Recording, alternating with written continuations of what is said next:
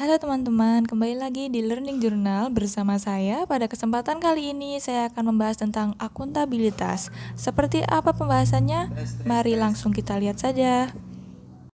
Oke, sebelum masuk ke pembahasannya, izinkan saya untuk memperkenalkan diri. Nama saya Leni Hoirunisa, saya adalah siswa Latsar CPNS Kementerian Pertahanan tahun 2021, kelompok 3, gelombang 4. Mari kita bahas apa itu akuntabilitas. Akuntabilitas merujuk pada kewajiban setiap individu, kelompok, atau institusi untuk memenuhi tanggung jawab yang menjadi amanahnya, yaitu menjamin terwujudnya nilai-nilai publik. Selanjutnya, aspek-aspek dalam akuntabilitas. Yang pertama ada accountability is a relationship. Artinya, akuntabilitas adalah sebuah hubungan. Hubungan yang dimaksud adalah hubungan dua pihak antara individu, kelompok, institusi dengan negara dan masyarakat. Yang kedua, accountability is result oriented. Artinya, akuntabilitas berorientasi pada hasil. Hasil yang diharapkan dari akuntabilitas adalah perilaku aparat pemerintah yang bertanggung jawab, adil, dan inovatif. Yang ketiga, accountability required report. Artinya, akuntabilitas membutuhkan adanya laporan. Laporan kinerja adalah perwujudan dari akuntabilitas. Yang keempat, meaningless without consequence. Artinya, memerlukan konsekuensi. Akuntabilitas adalah kewajiban-kewajiban menunjukkan tanggung jawab dan tanggung jawab menghasilkan konsekuensi. Konsekuensi tersebut dapat berupa penghargaan atau sanksi. Yang kelima ada improve performance. Tujuan utama dari akuntabilitas adalah untuk memperbaiki kinerja PNS dalam memberikan pelayanan kepada masyarakat. Kemudian kita bahas tentang nilai-nilai publik akuntabilitas. Yang pertama, mampu mengambil pilihan yang tepat dan benar ketika terjadi konflik kepentingan antara kepentingan publik dengan kepentingan sektor, kelompok, dan pribadi. Yang kedua, memiliki pemahaman dan kesadaran untuk menghindari dan mencegah keterlibatan PNS dalam politik praktis. Yang ketiga, memperlakukan warga negara secara sama dan adil dalam menyelenggarakan pemerintahan dan pelayanan publik. Yang keempat, menunjukkan sikap dan perilaku yang konsisten dan dapat diandalkan sebagai penyelenggara pemerintahan.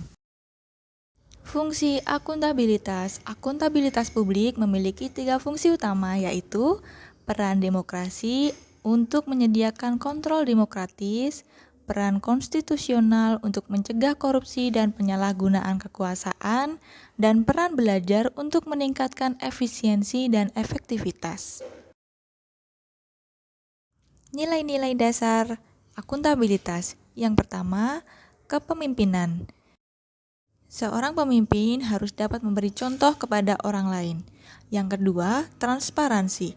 Tujuannya untuk mendorong komunikasi dan kerjasama, meningkatkan akuntabilitas dalam keurusan dan meningkatkan kepercayaan dan keyakinan kepada pimpinan. Yang ketiga, ada integritas, kesesuaian antara perkataan dan tindakan. Yang keempat, ada tanggung jawab. Kewajiban dari individu atau lembaga terhadap setiap tindakan yang telah dilakukan. Yang kelima, ada keadilan. Merupakan landasan utama dari sebuah akuntabilitas. Yang keenam, ada kepercayaan. Lingkungan akuntabel ada dari hal-hal yang dapat dipercaya. Yang ketujuh, kejelasan. Mengetahui kewenangan, peran, dan tanggung jawab serta misi. 8. Keseimbangan. Kinerja yang baik harus disertai keseimbangan kapasitas sumber daya dan keahlian yang dimiliki. 9. Organisasi. Artinya, kinerja yang dicapai adalah kinerja yang diharapkan oleh organisasi. 10. Konsistensi. Artinya, menjamin stabilitas untuk mencapai lingkungan yang akuntabel. Kemudian kita bahas tentang akuntabilitas dalam konteks. Kali ini dalam konteks organisasi. Yang pertama, ada transparansi. Informasi telah dijadikan standar normatif untuk mengukur legitimasi sebuah pemerintahan. Yang kedua, ada fraud atau praktek kecurangan dan perilaku korup. Aparat pemerintah dituntut untuk mampu menyelenggarakan pelayanan yang baik untuk publik. Hal ini berkaitan dengan tuntutan untuk memenuhi etika birokrasi yang berfungsi memberikan pelayanan kepada masyarakat. Etika pelayanan publik adalah suatu panduan atau pegangan yang harus dipatuhi oleh para pelayan publik atau birokrat untuk menyelenggarakan pelayanan yang baik untuk publik. Ketiga, penggunaan sumber daya milik negara. Fasilitas publik dilarang penggunaannya untuk kepentingan pribadi.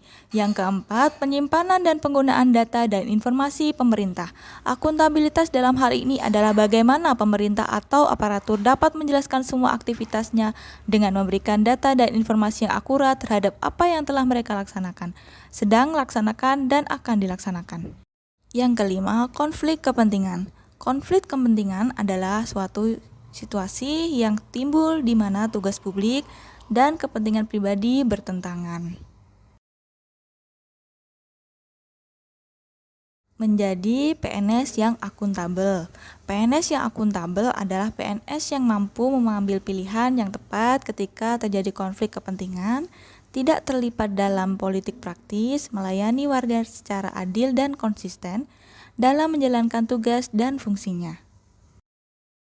Keterkaitan akuntabilitas dalam agenda nilai-nilai dasar ASN. Materi akuntabilitas dibutuhkan untuk mempersiapkan ASN sebelum masuk dalam sistem pemerintahan Indonesia. Akuntabilitas dibutuhkan untuk membuat ASN bertanggung jawab atas segala kewajiban yang harus dicapainya. Refleksi nilai-nilai akuntabilitas. Implementasi nilai akuntabilitas dalam lingkungan kerja dilakukan dengan cara menyelesaikan tugas dan tanggung jawab di kantor dengan baik, memegang kode etik PNS, berangkat kerja tepat waktu, serta menghindari perilaku curang atau korupsi. Baik teman-teman, itu tadi yang dapat saya sampaikan buat teman-teman. Semoga bermanfaat ya buat teman-teman. Kurang dan lebihnya saya mohon maaf. Kita ketemu lagi di Learning Journal berikutnya. Terima kasih.